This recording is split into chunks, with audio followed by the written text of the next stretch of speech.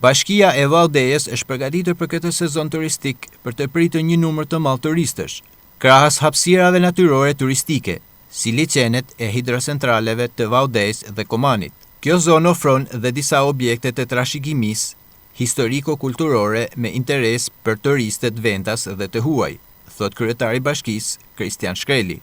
Zona jonë ka shumë bukuri natyrore, ka shumë resurse, të fillu nga lumi i Komanit, te liçeni i Valdejësit, te kisha e Denjes, te kalaja Vigneles, te kalaja Komanit, janë disa bukuri natyrore të cilat rralli gjenë në një bashki tjetër. Prej kohësh turistët kanë filluar të vinë, dhe sa i përket pikave natyrore, lumi i Shalës kryeson me numrin më të madh të vizitorëve. Ka pothuajse më shumë se një muaj që ka filluar fluksi i ardhmë, sidomos në zonën e lumit Shalës dhe në Koman. Ka një fluks shumë të madh, shpresojmë që t'ia dalim me sukses këtë vit. Në funksion të sezonit turistik janë vendosur në shërbim edhe mjetet e lundrimit për në ishullin Sarda, për në Koman dhe nga diga e Komanit deri te lumi i Shalës apo në Fjerz.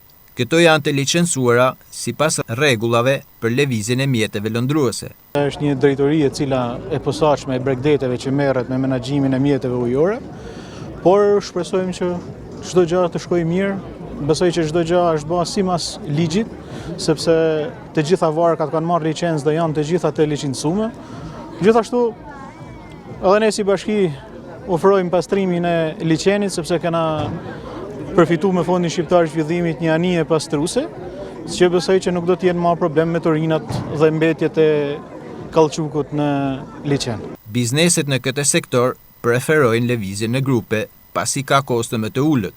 Megjithatë, ajo që ka rëndësi është se tashmë lëvizja në këtë zonë mundësohet përmes disa alternativave, deri edhe me bicikleta.